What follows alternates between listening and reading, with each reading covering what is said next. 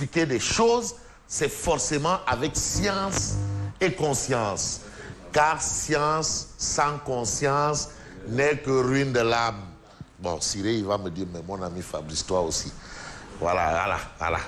Bon, bref. Vous avez le professeur titulaire. Parce qu'il y a professeurs et professeurs.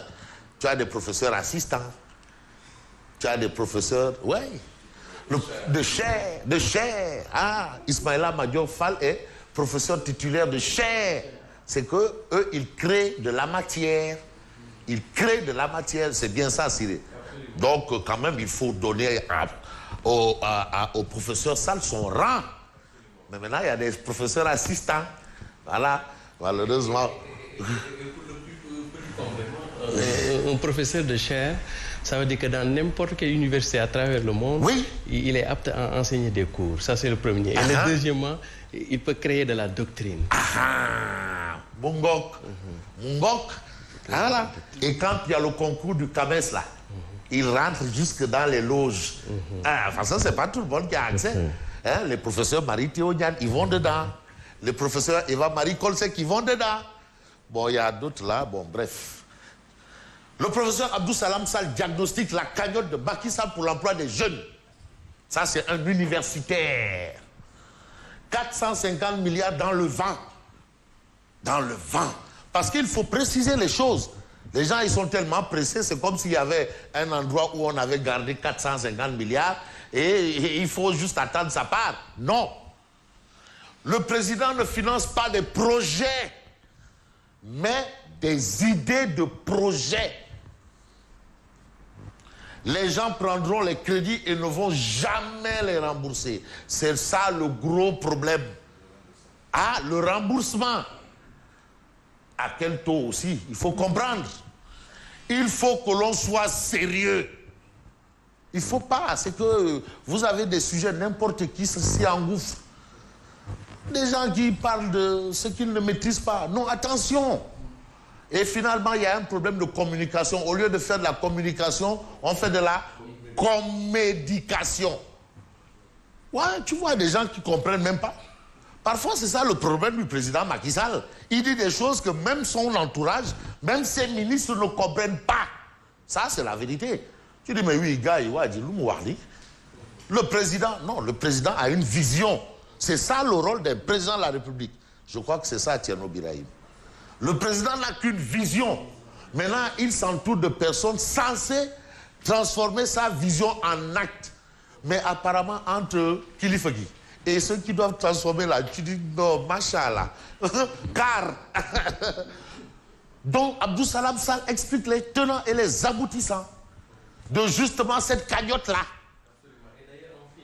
À chaque fois qu'on est dans la situation où les gens prennent des crédits et ne vont pas rembourser, il y a deux cas de figure. Soit l'investissement a connu une perte, donc faillite, ou bien il y a un détournement d'objectifs. Et pour le cas du Sénégal, pour l'essentiel, ce sont des détournements d'objectifs. Des détournements d'objectifs. Parce qu'il y a des gens qui vont prendre des crédits pour marier 4 femmes. Ou bien pour acheter des 4x4. Non, c'est des problèmes. Il y en a. Bon, bref. Et puis on a la chronique de Laïbo. Mbaki, ses ministres, DG, les gris-gris. Et le fameux Ndogu. Ça, c'est important et c'est intéressant à lire. Bon, qu'est-ce qu'on peut retenir aussi? C'est la demande de permission refusée. On a vu les avocats de Hissène Habré, vu son âge, un ancien président de la République qui frôle les 80 ans, qui a eu des problèmes de santé, qui peut à tout moment avoir une attaque cardiaque. Alors, on demande à ce qu'il sorte du Cap Bagnol pour aller chez lui. Parce que Doudem Fen, il va aller où? Essayer de passer un peu le Ramadan, le mois de Ramadan à la maison. Et aujourd'hui, ce qu'on l'avait accepté durant la Covid, la dernière fois, on le lui a refusé cette fois.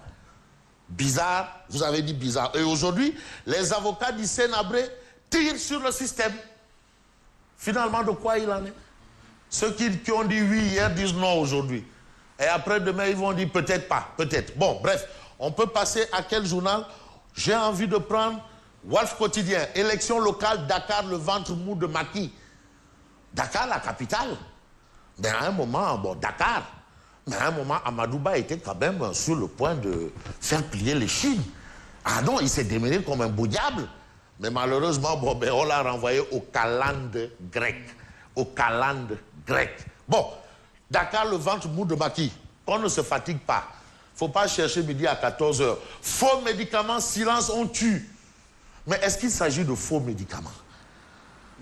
Est-ce qu'il est question de faux médicaments? Ou de vrais faux médicaments? Ou de faux vrais médicaments? Ou de médicaments vraiment illicitement entrés au Sénégal? Parce qu'il faut aussi expliquer les choses.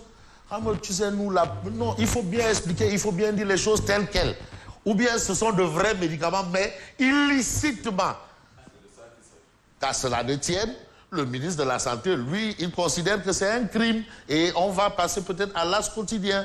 L'As quotidien, l'As quotidien et l'As quotidien. Non, l'As quotidien, non, j'ai envie de voir. Parce qu'il y a un journal. Bon, ça c'est Beno Bokyakar. Beno Bokyakar se réarme. Beno Bokyakar se réarme. Mais le problème c'est quoi? Ils ont convoqué une réunion là-bas là. Beno Bokyakar de Dakar. Malheureusement, cette réunion-là, au regard des informations de l'As quotidien, ça a été en réalité des réalités du Lambigolo. Ou du Simbalam. Problématique du leadership au centre de la rencontre. Ah ouais, il faut savoir qui est le chef. Voilà, Beno Bokyakar de Dakar, c'est une armée mexicaine. Mais le problème, c'est quoi? Amadouba, Ndeye Saly Diop Dieng, Maïmouna Sissoko, Boussassi, Amandement étaient les grands absents. Maintenant, si tu parles de Beno Bokyakar de Dakar, la présidente des femmes de l'APR, absente. Amadouba, quand même, il faut qu'on le dise. Mais il pèse lourd. Amadouba, absent. Boussassi, Amandement, parce que les parcelles assainies au niveau de Dakar, l'électorat des parcelles, c'est pas de la gnognotte. C'est comme l'électorat de la Médina. Chez Bamba Fall Bamba partout. Là-bas, c'est acquis pour lui. Voilà. Donc, ce ont été les grands absents. Et Maïmouna Sissoko. De la case de... Ouais, Maïmouna Sissoko. Donc, finalement, à quoi a ressemblé cette rencontre? Peut-être, selon l'As quotidien, à du Simbalamb. Mais on peut parler d'enquête des SAN.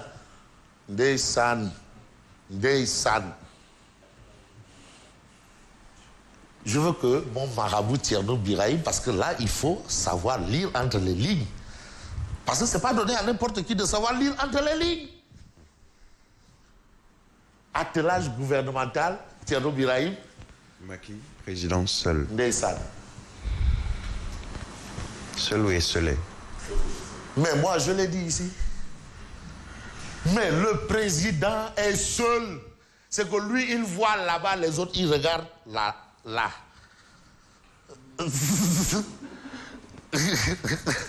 Lui, il voit là. Les autres, ils regardent là. Mais là aussi, pardonnez. Ah, wow. Bon, Macky, un président seul. Relance économique, emploi, élection, le chef de l'État va devoir trouver des solutions lui tout seul. Micro bi déclenché dans la... Ma baïenne aussi.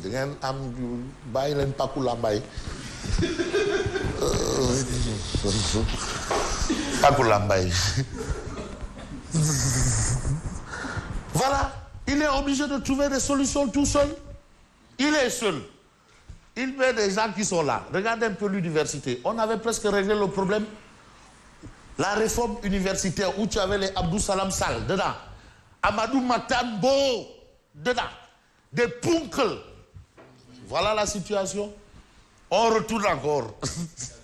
Mais qu'est-ce qui s'est passé entre-temps? Mais bombe là, hein?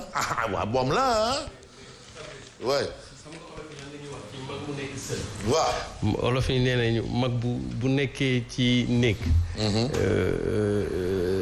te ñenn ñi gisuñu ko moom dafay gis boppam waaw c'est-à-dire que boo nekkee yow rek ci néeg bi lëndëm bu la nit ñi mënta gis yow da ngay gis sa bopp fi mu toll nii comme président il est seul moom léegi dafa war a gis boppam. Non, il doit comprendre qu'il y a un problème.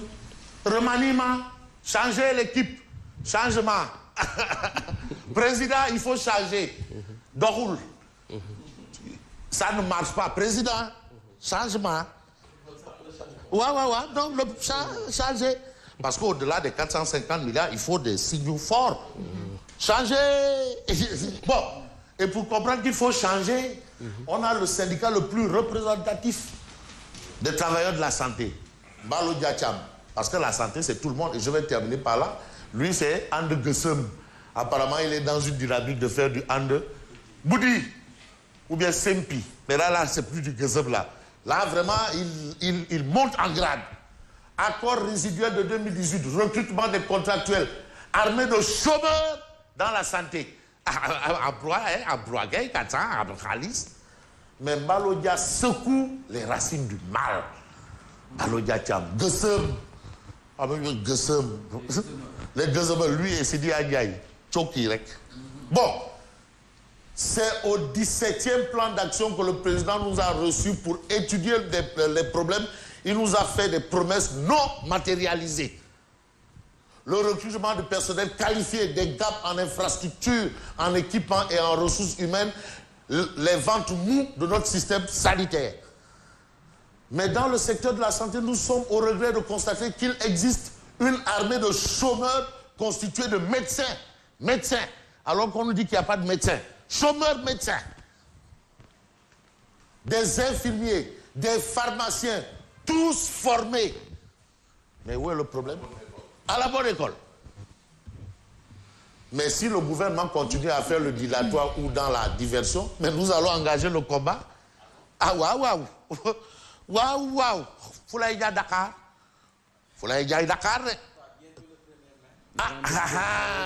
Non, Mamba, il n'a dit que. Mais il n'y a pas affaire au carré de doléances. Non. On connaît les doléances et qu'on les change. De toutes les façons, le dernier 1er mai, là, devant tous les punks là, du syndicalisme, le président dit, mais ouais, gars, il y a une